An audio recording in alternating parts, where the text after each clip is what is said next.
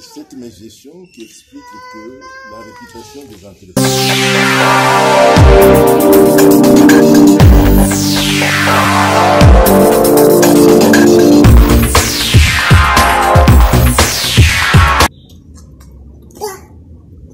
Bienvenue sur Contact Pro Live. Aujourd'hui, encore une fois de plus, nous allons parler avec Papa Louboya sur son livre dans un chapitre dont il a parlé des entreprises publiques.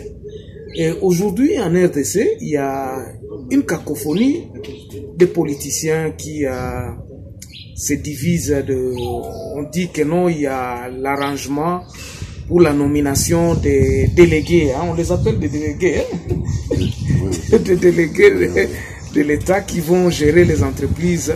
Ce sont des entreprises, parfois les gens ne comprennent pas, mais je crois que c'est vers les années 2010-2011 où on avait essayé un peu de privatiser, donc changer la forme des entreprises publiques en les faisant semi-étatiques. Qu'est-ce que vous en savez, papa? Ce que j'en sais, c'est que moi-même, à l'époque, comme vous dites, ma qualité d'administrateur délégué de la maison, j'ai eu à travailler sur le dossier de privatisation des entreprises publiques. Il s'agissait à l'époque de l'ONATRA, oui, puis de chemin de fer, et puis de Zahir à l'époque. Gécamine aussi. Gécamine, il y avait déjà une poussée d'État, oui, qui avait un peu sectionné et tout cela. Mais ici, c'était d'abord les sociétés qui étaient d'abord à 100% étatique, donc pour l'État congolais. Oui, oui. Alors, quelles étaient les raisons de chercher la privatisation? Parce qu'il y a toujours des causes. Oui. Les raisons étaient les suivantes. On a constaté que ces entreprises publiques, ces entreprises, sociétés d'État, ne remplissaient plus leur objet social. Pourquoi? Parce que, les interférences politiques, la méconnaissance de la gestion, donc voilà, surtout les interférences politiques, et puis la non-saisie des objectifs de ces entreprises par les mandataires, oui, et puis la confusion qui régnait autour des nominations qui les suivent. Mais papa, je crois dans la Constitution elle-même. C'est l'article, je crois, 193, où, si je trouve bien, je connais l'article, mais les nombres, peut-être ça peut m'échapper. On dit que les fonctions publiques sont apolitiques. Donc, ce sont des agents de carrière qui évoluaient dans ces entreprises publiques. Non, de l'État qui avait des matriculations de l'État. C'est-à-dire que c'est une disposition qui n'a pas connu une bonne application dans ces entreprises publiques, avec les interférences politiques.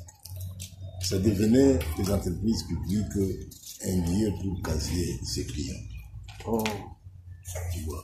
Alors, ce qui fait que les agents qui étaient nommés étaient sensibles aux sollicitations de ceux qui les avaient nommés. Et donc, ne savaient plus vraiment remplir comme il fallait. Donc, on nommait n'importe qui à n'importe quelle place. À n'importe quelle place. Ça, c'était un. Et puis, dans l'accomplissement des objectifs aussi, les objectifs semblaient ne pas être bien remplis. Alors, ça y a un impact maintenant sur le renouvellement des équipements de ces entreprises. Et on a commencé à connaître une régression. Et dans la production, que ce soit sur le plan financier, que ce soit sur le plan de production matérielle, et ainsi de suite, on a connu une très forte régression. Alors on s'est dit, étant donné qu'il y a trop d'interférences politiques, si on privatisait, il y aurait moins d'interférences politiques. Il y aurait moins de nominations de personnes non compétentes. Exactement. Donc ils suivront... le principe de gestion, d'une bonne gestion, et ainsi de suite. Voilà ce qui avait motivé le mouvement de privatisation des entreprises à l'époque. Maintenant, les entreprises d'État et les entreprises publiques, est-ce une bonne chose ou bien une mauvaise chose? Tout dépend de l'option de gestion du développement du pays et de l'épanouissement des populations. L'option qui peut consister à privilégier d'abord le peuple et la population, c'est-à-dire de voir maintenant la rentabilité de l'entreprise et son impact sur la population. Alors là, l'État peut intervenir compte tenu du caractère de l'objet, oui, de manière à ce que cette entreprise peut rester étatique ou semi-étatique et pas privée. Parce que nous avons des exemples des entreprises privées en Europe. Aujourd'hui, le pouvoir politique en Europe n'a pas de pouvoir réel. Le pouvoir politique est entre les mains de financiers, des gens qui ont l'argent. Oui. Et la démocratie dont on nous parle, c'est une histoire pour justement fermer les yeux à l'opinion publique. Mais ceux qui font vraiment la politique, ce sont ceux qui détiennent le pouvoir économique et le pouvoir financier. Nous avons vu le méfait de cette option-là dans la manière dont la colonisation s'est comportée ici chez nous. Sommes-nous prêts à opter pour ce genre de choses? Je dis que non. C'est pour cela que nous parlons de la Renaissance. Oui. Alors, puisque nous disons non, qu'est-ce que nous pouvons mettre en place? Il nous faut maintenant réfléchir à comment faire de manière à ce que ces erreurs-là ne puissent pas se répéter. Voilà pourquoi nous pouvons nous référer à la manière dont nos ancêtres ont géré leur économie. Il y a eu des lois économiques du temps de nos ancêtres. Il y a eu des échanges économiques qui ont existé. Il y a eu des inventions qui ont existé. Hein? Quand nous regardons dans l'histoire, il y a eu beaucoup de choses qui ont été faites par nos ancêtres. Mais leur objectif est resté l'épanouissement et le développement de la population. Et ça a contribué à créer finalement des grands empires, hein, les échanges entre tribus, les échanges entre royaumes, et la paix régnait et l'abondance était là. C'était cette façon de responsabiliser les individus dans la production, mais une production qui vise l'ensemble. L'ensemble, oui. Parce que ces entreprises publiques, au fait, quand on regarde comment les politiques aujourd'hui, même au temps où on les avait privatisées, je me demande, est-ce que l'État en tirait vraiment dividende? Parce qu'on n'a jamais vu une entreprise qui florisse et qui devient vraiment comme depuis des indépendances. On connaît toujours des chutes.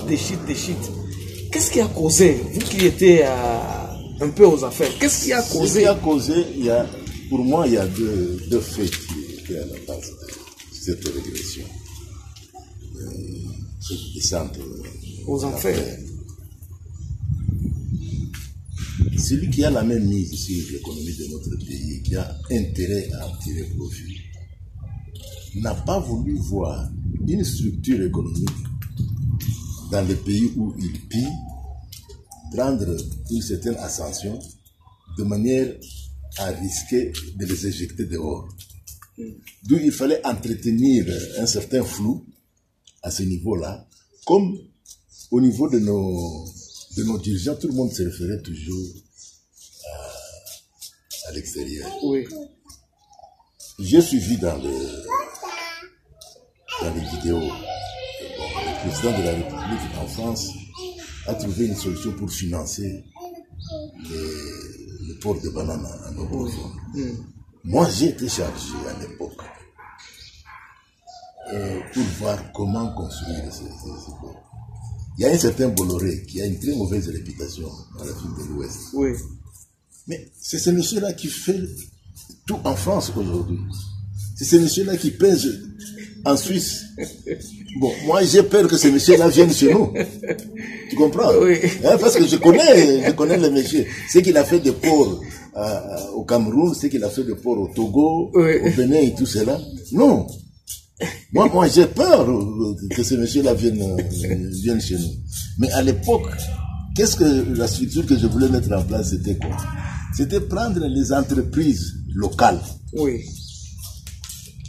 qui avaient pignon sur dans les exportations et les importations,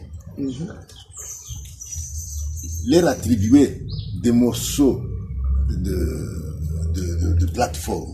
Oui. Hein? Chacun devait construire selon un plan global qui allait qu'on allait leur soumettre. Donc tu vois un peu l'option que j'avais. Oui. J'ai voyagé, j'étais au Togo, j'étais au Cameroun, j'étais ici en Afrique du Sud, à chose à Cape Town et à Durban. Et puis j'ai fait Brazzaville, j'ai fait enfin bref, Pointe-Noire. C'était. Mais la réputation que j'ai trouvée de ces messieurs-là, dans mes conclusions que j'avais données, il ne fallait pas donner ce marché-là à ces messieurs-là. Voilà pourquoi j'avais réfléchi à un consortium des entreprises locales qui avaient pignon dans les imports et exports et à qui on attribuerait, selon un plan global élaboré par l'État, et chacun allait disposer d'une partie où il allait simplement construire et voire même gérer. Mais c'est l'État congolais qui en est propriétaire et qui suit la gestion.